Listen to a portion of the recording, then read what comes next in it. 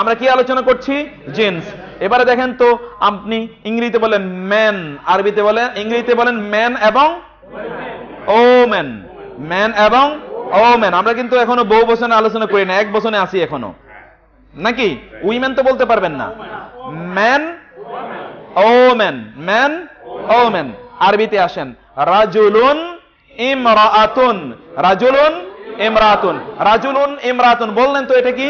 রাজুলুন ইমরাআতুন, রাজুলুন ইমরাআতুন, রাজুলুন ইমরাআতুন, রাজুলুন ইমরাআতুন, রাজুলুন, রাজুলুন ইমরাআতুন, রাজুলুন পুরুষ মানুষ, ইমরাআতুন মহিলা মানুষ। বলতে থাকেন।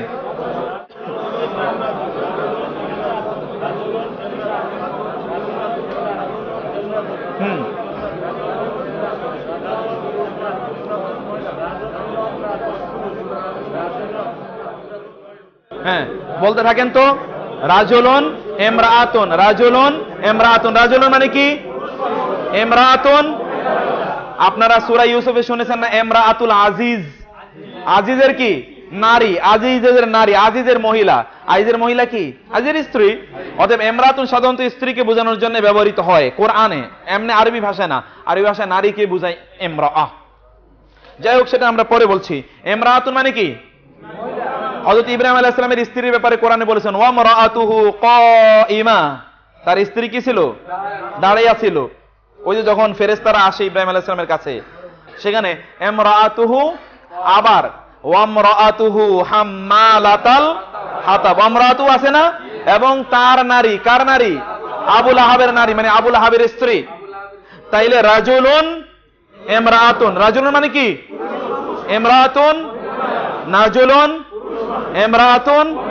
তাইলে এটাকে ইংরেজিতে কি বলে? এই যে আমরা পরিবর্তনটা দেখলাম, জেন্ডার। আরবিতে কি বলে? জিন্স। আরবিতে কি বলে? জিন্সের প্যান্ট তো কমপক্ষে মনে থাকবে নাকি? জিন্স। আরবিতে কি বলে? ইংরেজিতে। আর মারেফা এবং নাকেরার ক্ষেত্রে কি বলেছিলাম আমরা? মারেফা কি? নাকেরা, মারেফা, নাকেরা। মারেফা শব্দটার সাথে মনে থাকলে বলবেন, মনে রাখবেন তারিফ, তারিফ করা। কারো তারিফ করে না, প্রশংসা করে, অর্থাৎ তারে আরেকজনের কাছে পরিচয় করিয়ে দেয়। সেখান থেকে বলা হয় মারুফ, আমর বিল মারুফ। এখানে হচ্ছে মারেফা। তাইলে আমরা প্রথমত কি জানলাম? প্রথমত কি জানলাম? মারেফা, নাকেরা। তারপরে কি জানলাম? জিন্স। জিন্সের মধ্যে আমরা কি জানলাম? পুরুষ এবং নারী।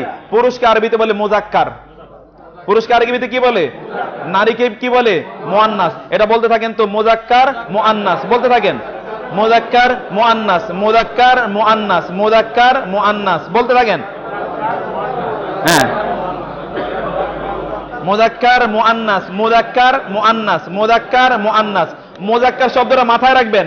মুজাক্কার মানে হচ্ছে জিকির থেকে এসেছে, অর্থাৎ যার কথা বেশি বেশি বলা যায়, মহিলাদের কথা বেশি আলোচনা করা। এটা কোন মুসলমানের মর্যাদার মধ্যে পড়ে না। মহিলাদের কথা বেশি বেশি আলোচনা করা মুসলমানদের মর্যাদার মধ্যে পড়ে না। আল্লাহ সুবহানাহু ওয়া তাআলা পর্যন্ত কোরআনে আবু লাহাবের নাম নিয়েছে, কিন্তু তার স্ত্রীর নাম নেয় নাই। নিয়েছে? বলেছে ওয়ামরাআতুহু, ইব্রাহিম আলাইহিস সালামের নাম নিয়েছে, কিন্তু তার স্ত্রীর নাম নিয়েছে? নাম নেয় নাই। অপ্রয়োজনে মহিলাদের আলোচনা করা, এটা কালচার বিরোধী, এটা সংস্কৃতি বিরোধী, এটা ব্যক্তিত্ব বিরোধী। আপনি কোথাও যায় শুধুমাত্র বউয়ের ব্যাপারে আলোচনা করতেছেন, ওই লোক মনে করবে এটা কি ছোট টাইপের লোক, খালি বউয়ের আলোচনায় সারাদিন করে। খুব ভালো কেন কাজটা? খুব ভালো না কাজটা। নারীদের বেশি বেশি আলোচনা করা যায় না। এটা কিসের ব্যাপার? ব্যক্তিত্বের ব্যাপার। আপনি বলেন তার মানে তাদেরকে ছোট করে দেখা? ছোট করে দেখা না, তার সম্মানটাকে অক্ষত রাখা। পুরুষের আলোচনা বেশি, ওই জন্য তার নাম মুজাক্কার, জিকির থেকে এসছে। কি থেকে এসছে? জিকির। মুজাক্কার যার আলোচনা বেশি হয়। আর মুআন্নাস মানে হচ্ছে যার প্রতি ভালোবাসা, প্রেম বেশি থাকে, ওইটাকে বলা হয় মুআন্নাস। বুঝতে পেরেছেন? মুজাক্কার মুআন্নাস। বলতে থাকেন তো, মুজাক্কার মুআন্নাস, মুজাক্কার মুআন্নাস, মুজাক্কার। বলেন, মুজাক্কার মুআন্নাস, মুজাক্কার, মুজাক্কার মুআন্নাস, মুজাক্কার মুআন্নাস। মুজাক্কার মানে কি? পুরুষ, মুআন্নাস নারী। আমরা এখানে এক্সাম্পলটা নিয়েছিলাম মানুষ। রাজুলুন ইমরাআতুন, রাজুলুন ইমরাআতুন মানে কি বললাম? মহিলা। ইমরাআতুন মানে কি? তবে কোরআনে ইমরাআতুন কি অর্থে ব্যবহৃত হয়েছে? স্ত্রী। আমরা 3টা एग्जांपल দিয়েছি। ইমরাতুল আজিজ, ওই যে মিশরের বাদশার স্ত্রী, মানে মিনিস্টারের স্ত্রী। ইমরাতুন, ইব্রাহিম আলাইহিস সালামের স্ত্রীর ব্যাপারে কি বলা হয়েছে? আমরাতুহু, তাই না? আবু লাহাবের স্ত্রীর ব্যাপারে বলা হয়েছে। আর অন্য জায়গায় হযরত ইব্রাহিম আলাইহিস সালামের স্ত্রীর ব্যাপারে বলা হয়েছে, আমরা বলেছি। এছাড়া কোরআনে আল্লাহ সুবহানাহু ওয়া তাআলা 2জন নারীর গল্প আমাদেরকে বলেছেন। একজন নারীকে মারিয়াম, আরেকজনকে আসিয়া। 2 নারীর ঘটনা বলেছে না? 2 পুরুষের কথা বলেছে। ইমরাআতাইনি তাহতা ইবাদিনা সালিহাইনি ফাখানাতাহুমা দারাবাল্লাহু মাসালাল লিল লাযিনা কাফারু ইমরাআতাইন, ইমরাআতা নূহিন ওয়া ইমরাআতা লূত। 2জন নারী। ইমরাআ মানে হচ্ছে কি? স্ত্রী। নূহ কার স্ত্রী? নূহের স্ত্রী।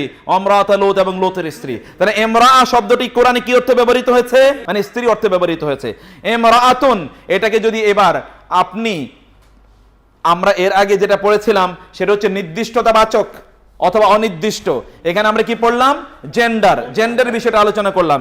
একটা নাউন কত রকম হতে পারে, একটা নাউনের মধ্যে কি কি আছে? একই শব্দ, কিন্তু কি এর মধ্যে, নাউনের মধ্যে কি আমরা দেখছি? পরিবর্তন দেখছি।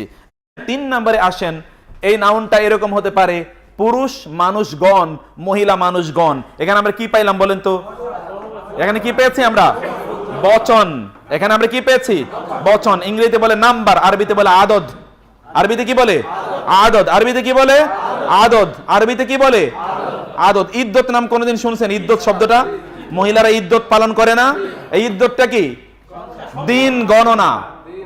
আদদ মানে গণনা, তাহলে ইদ্দত মানে দিন গণনা।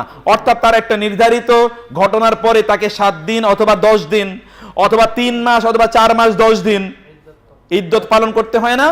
এইটাকে বলে ইদ্দত। মানে কি? তাহলে সংখ্যা গণনা, অর্থাৎ দিন গণনায় তিনি 7 দিন হলো কিনা, 10 দিন হলো কিনা, 40 দিন হলো কিনা, 3 মাস হলো কিনা, 4 মাস 10 দিন হলো কিনা গুনতে থাকে।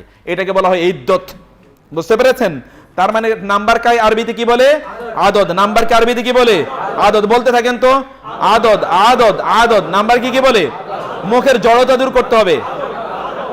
আদদ আদদ বলেন।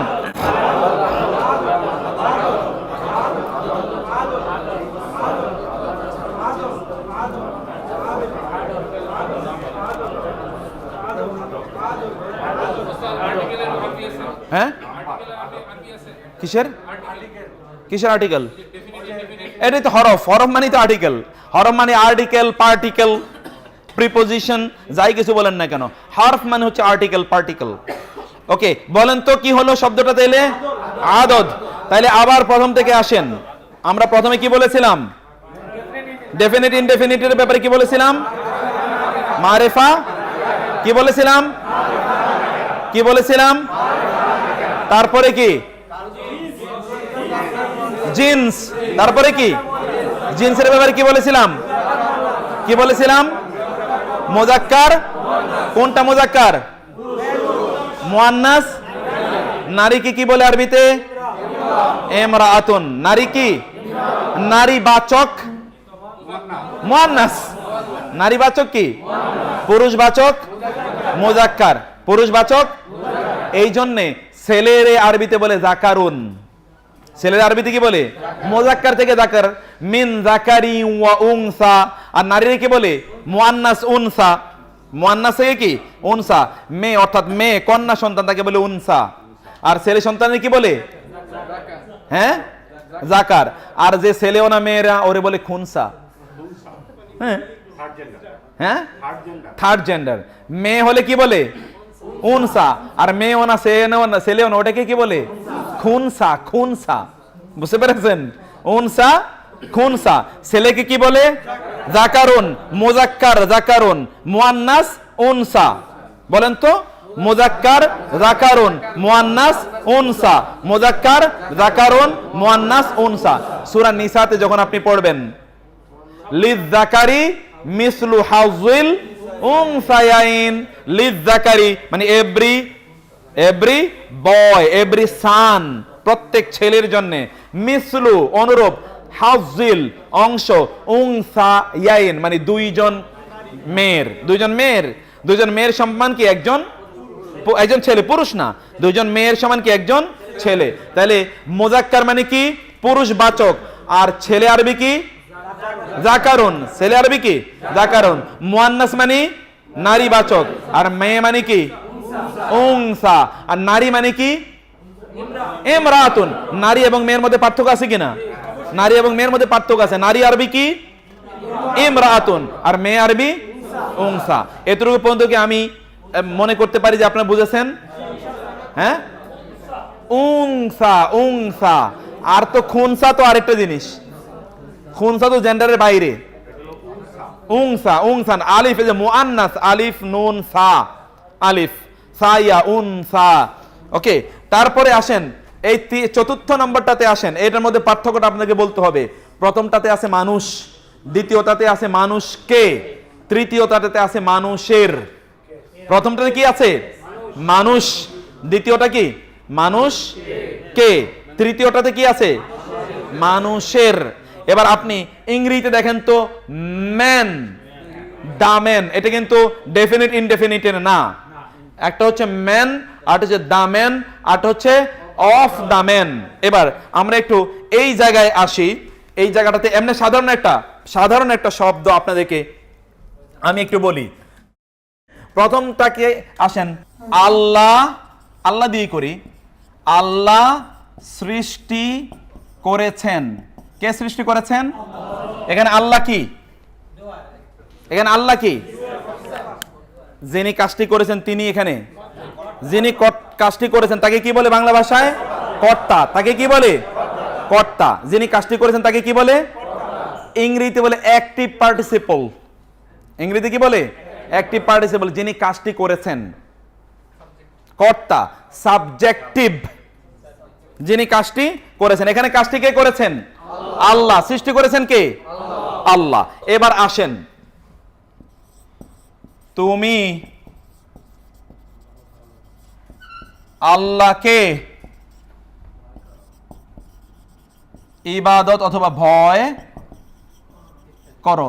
এখানে আল্লাহ শব্দটা কি অবস্থায় আছে? কর্তা। আল্লাহ শব্দটা কি অবস্থায় আছে? বলেন না কেন? আল্লাহ কি অবস্থায় আছে? কর্তা অবস্থায়। কর্তাকে তুমি, তুমি ভয় করো, কিন্তু ভয় করবে কাকে? এখানে আল্লাহ কি অবস্থায় আছে? আগে আল্লাহ যে অবস্থা আছে, এখানে কি আল্লাহ কি অবস্থায় আছে? আল্লাহ আগে যেখানে আছে সেখানে হচ্ছে আল্লাহ হ্যাজ ক্রিয়েটেড। আর এখানে হচ্ছে কি? তুমি fear Allah, you fear Allah, or you worship Allah. You হচ্ছে এখানে অ্যাক্টিভ পার্টিসিপল, অর্থাৎ এখানে কর্তা হচ্ছে কি? ইউ। কিন্তু এখানে কর্মবাচককে কার উপর কাজটা গিয়ে পড়লো? আল্লাহর উপর কাজটা গিয়ে পড়লো। এরপরে আসেন যে আমরা বলছি মুহাম্মদ সাল্লাল্লাহু আলাইহি সাল্লাম আল্লাহর রাসূল। এখানে বলেন তো মূল বক্তব্য কার ব্যাপারে বলা হচ্ছে? মুহাম্মদের ব্যাপারে বলা হচ্ছে নাকি আল্লাহর ব্যাপারে বলা হচ্ছে? মুহাম্মদ সাল্লাল্লাহু আলাইহি ওয়াসাল্লামের ব্যাপারে কি বলা হচ্ছে? তিনি রাসূল, কিন্তু তার কার রাসূল? তিনি আল্লাহ। তাহলে আল্লাহর সাথে এখানে সম্পর্কটা কি? আল্লাহটা কি এখানে সম্পর্কবাচক। কার সাথে সম্পর্কবাচক? রাসূলের সাথে। মুহাম্মদ সাল্লাল্লাহু আলাইহি ওয়াসাল্লাম তিনি কি আল্লাহর রাসূল। এখানে মুহাম্মদ সাল্লাল্লাহু আলাইহি ওয়াসাল্লামই তিনি কি সাবজেক্ট, এবং অবজেক্ট হলো কি রাসূল। কিন্তু মধ্যখানে ওই অবজেক্টটা বোঝানোর জন্য কি ব্যবহৃত হলো? আল্লাহ শব্দটা বোঝানো হলো যে তিনি কার রাসূল। প্রশ্ন তো আপনি করবেন, এই জন্য হলো তিনি আল্লাহর রাসূল। তাহলে আল্লাহ শব্দের একটা শব্দই তিন রকম হতে পারে কিনা? কখনো কখনো এটা সাবজেক্ট হতে পারে, কখনো কখনো এটা অবজেক্ট হতে পারে, কখনো কখনো এটা রিলেটিভ হতে পারে, সম্বন্ধবাচক হতে পারে। কখনো কখনো এটা কি সাবজেক্ট, কখনো কখনো অবজেক্ট, কখনো কখনো কি রিলেটিভ অর্থাৎ সম্বন্ধবাচক। একটা শব্দ এই রকম তিন রকম হতে পারে। একটা শব্দ কি হতে পারে? তিন রকম হতে পারে। এখন আপনি দেখেন তো বাংলা ভাষায় আমরা প্রথমটার জন্য কিছুই ব্যবহার করি না, কিন্তু দ্বিতীয়টার জন্য একটা আল্লাহকে, একটা কয়কারে কে আনলাম। এ কে আনলাম কোত্থেকে? একটা একে আনতে হয়েছে। আর তৃতীয়টার সাথে একটা কি আনতে হয়েছে? এর অথবা র, র অথবা এর। আল্লাহর মানে কি? আল্লাহ এর। আল্লাহর মানে কি? আল্লাহ এর। এই একটা এর আনা হলো। আরবি ভাষায় এই যে তিনটা অবস্থা আমরা বললাম, এই তিনটাকে বোঝানোর জন্য প্রথমটার উপরে দেয়া লাগে দুই পেশ। প্রথমটার উপরে দুই পেশ অথবা এক পেশ দেয়া লাগে। প্রথমটার উপর অর্থাৎ যদি কর্তাবাচক হয় তাহলে সেখানে কি হবে? দুই পেশ হবে অথবা এক পেশ হবে। কখন এক পেশ হবে কখন দুই পেশ হবে এটা আমরা একটু পরে আলোচনা করব, এখনই আপনি এটা জানার দরকার নেই। কখনো কি হবে? এক পেশ অথবা দুই পেশ। কি বোঝানোর জন্য? কর্তাবাচক বোঝানোর জন্য। কি বোঝানোর জন্য? কর্তাবাচক বোঝানোর জন্য। কর্মবাচক বোঝানোর জন্য দুই জবর অথবা এক জবর হবে। কর্মবাচক বোঝানোর জন্য কি হবে? দুই জবর অথবা এক জবর হবে। অর্থাৎ সেখানে হবে আল্লাহ। প্রথমটা কি হবে? আল্লাহু। দ্বিতীয়টাতে কি হবে? আল্লাহ। কর্মবাচক বোঝানোর জন্য। অর্থাৎ তুমি আল্লাহর ইবাদত করো, তখন আল্লাহর উপর কি হবে? এক জবর হবে। আল্লাহর উপর কি হবে? তুমি আল্লাহকে ইবাদত করো, কি হবে? এক জবর। আল্লাহর উপর এক জবর হবে। আর আমরাও যে বলি তুমি আল্লাহর বান্দা, সেখানে কি হবে? আল্লাহর উপর কি হবে? জবর জের পেশ। জের এর এর বোঝানোর জন্য কি হবে? জের হবে। আবার খেয়াল করুন, আমরা যে নাউনটা ইসিমটা নিয়ে কথা বলছি, ইসিমের সর্বশেষ বর্ণে জের হবে না, জবর হবে না, পেশ হবে, এটা তো আমাদেরকে জানতে হবে। কারণ প্রথম গুলো তো কোনোদিনই চেঞ্জ হয় না। আল্লাহ এটা কি কোনোদিন ইল্লা অথবা উল্লাহ এরকম কোনোদিন হবে? তা তো না, আল্লাহ এটাই হবে। কিন্তু আল্লাহু নাকি আল্লাহ নাকি আল্লাহ হি, কি হবে? আল্লাহু কখন হবে? যখন এটা সাবজেক্ট হবে। যখন কি হবে? তখন হবে আল্লাহু। যখন এটা অবজেক্টিভ হবে তখন সেখানে কি হবে? আল্লাহ হা। আর যখন এটা রিলেটিভ মানে সম্বন্ধবাচক হবে তখন কি হবে? আল্লাহ হি। যেমন মুহাম্মাদুর রাসূলুল্লাহ হি, হাজের হি। মুহাম্মাদুর রাসূলুল্লাহ হি, এটা মুহাম্মাদুর রাসূলুল্লাহু না। কেন রাসূলুল্লাহু হবে না? কারণ এইটা রিলেটিভ। রাসূলুল্লাহ আল্লাহর রাসূল, এই জন্য আমরা এটা রিলেটিভ বোঝাচ্ছি। এই রিলেটিভটা বোঝানোর জন্য এখানে জের জবর পেশ হবে। এইটা এখন আপনারা মাথায় বেশি করে ঢুকাইতে দেয়া মাথার এলোমেলো করার কোনো প্রয়োজন নাই। আমি শুধুমাত্র একটা আইডিয়া দিলাম, যে আইডিয়াটা আমরা দ্বিতীয় ক্লাসে আমরা আলোচনা করছি। এই আইডিয়াটা মাদ্রাসায় 11 বছর পড়ার পরে আলোচনা করে। কত বছর পড়ার পরে আলোচনা করে? 11 বছর পড়ার পরে। অতএব আপনি কিন্তু ভয় পাওয়ার কোনো কারণ নাই। কিরে কই নিয়ে যাইতেছে আমাদেরকে? আমরা মাত্র রাস্তাতে উঠতেছি। বুঝতে পেরেছেন? আবার বলি, প্রথমত একটা ইসিমের মধ্যে আমরা 4টা জিনিস দেখলাম। কয়টা জিনিস দেখলাম? 4টা। এই ইসিমটা কি হতে পারে? প্রথমত এটা মারেফা অথবা নাকারা। কি হবে? মারেফা অথবা নাকারা। মারেফা অথবা নাকেরা। মারেফা হওয়ার জন্য ইসিমের সাথে কি লাগতে হবে? আলিফ লাম। মারেফা থাকলে কি হবে? আলিফ লাম দিয়ে মারেফা করতে হবে। আর নাকেরা মানে হচ্ছে তার উপর তানবিন থাকবে। তানবিন থাকলে কি অর্থ আসবে? আমরা বললাম অনির্দিষ্ট, অর্থাৎ এন একজন, একটি। আর এটাকে যদি মারেফা নির্দিষ্ট বানাতে চান তাহলে কি করতে হবে? আলিফ লাম আনতে হবে। কি আনতে হবে? আলিফ লাম। যেমন কালামুন, এর অর্থ কি? কালামুন মানে আল কালামু, কিতাবুন আল কিতাবু, যালিকাল কিতাবু ওই কিতাবটি, ওই কিতাবটি। আল কিতাবু মানে হচ্ছে টি। বুঝতে পেরেছেন? আলিফ লাম দিয়ে কি বোঝালো? টি। তাহলে প্রথমটা কি? মারেফা নাকেরা। প্রথমটা কি? এই জায়গায় কোনো মানে কোনো আছে, অস্পষ্টতা আছে? কোনো অস্পষ্টতা আছে? অনেকে একেবারে হীন কণ্ঠ, আমি বুঝতে পারছি না, কনফিউশন আছি। কোনো কনফিউশন আছে আপনাদের? ওকে। 2 নম্বরে আমরা বলেছিলাম জিন্স। 2 নম্বরে কি বলেছিলাম? জিন্স। আরবিতে শব্দটা হয় মুজাক্কার হবে অথবা মুআন্নাস হবে। ইংরেজি ভাষায় এটা হতে পারে ম্যাসকুলিন, ফেমিনিন এবং নিউট্রাল। এটা নিউট্রাল আছে না? বাংলা ভাষায় আরেকটা আছে কি? উভয়। ওখানে আছে একটা ক্লিপ, আরটা আছে কি? উভয়। ইংরেজিতে 3, বাংলাতে কয়? 4, আর আরবিতে হলো 2টা। কত সহজ! আরবিতে কয়টা? 2টা। এটা কি হবে? মুজাক্কার অথবা মুআন্নাস। বলেন তো কি কি বলেছিলাম? মুজাক্কার মুআন্নাস, মুজাক্কার মুআন্নাস, মুজাক্কার মুআন্নাস। মারেফা নাকারা, মুজাক্কার মুআন্নাস। বলেন মারেফা নাকারা, মুজাক্কার মুআন্নাস। মারেফা নাকারা, মুজাক্কার মুআন্নাস। মারেফা নাকারা, মুজাক্কার মুআন্নাস। বলেন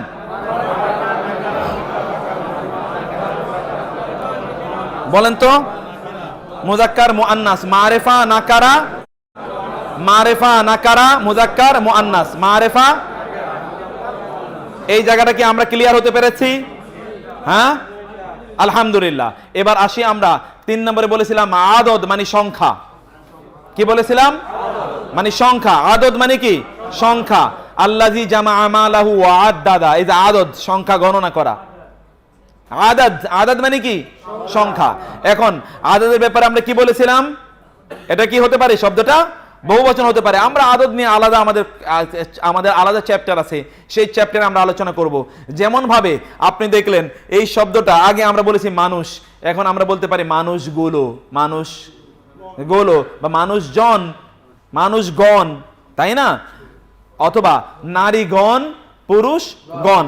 এটাকে আমরা আরবিতে যখন এই শব্দটাকে উল্লেখ করলাম, আমরা প্রথমত বলেছিলাম রাজুলুন, আরবিতে হলো আর রিজালু। আরবিতে কি? আর রিজালু। এবং নারীদেরকে বোঝায় আর নিসাউ। একটা সূরা আছে না, নিসা, আছে কি না সূরা? নিসা মানে কি? নারীগণ। নিসা মানে কি? অতএব এই সূরাটার অর্থ কি? নারীগণ। সূরাটার অর্থ কি? নারীগণ। একটা হলো আন নিসা, আর হচ্ছে কি আর রিজাল। রিজালুন নিসাউন। রিজালুন মানে রাজুলুনের বহুবচন, রিজালুন। আর নারীগণ কি? নিসাউন। নিসাউন কি? নারীগণ। এরপর সর্বশেষ যেটা আমরা বলেছিলাম সেটাকে বলে কি? আমরা বলেছিলাম সেটাকে বলে আরবিতে ইরাব। এটাকে আরবিতে কি বলে? ইরাব। আরবিতে কি বলে? ইরাব। মনে রাখবেন, আরবিতে জের জবর পেশেরে বলে হরকত। জের জবর পেশেরে কি বলে? হরকত। কিন্তু শব্দের শেষে যেই জের জবর পেশ হয় ওটাকে বলে ইরাব। পার্থক্যটা ক্লিয়ার করতে পেরেছি আমি? শব্দের শেষে জের জবর পেশ যেটা হয় এটাকে বলে ইরাব। আর শব্দের যেইখানে ইচ্ছা সেখানে যে জের জবর পেশ ব্যবহৃত ওইটাকে বলে হরকত। জের জবর পেশকে কি বলে? হরকত বলে। কিন্তু শব্দের শেষে যেটা ব্যবহৃত হয় ওটাকে কি বলে? ইরাব বলে।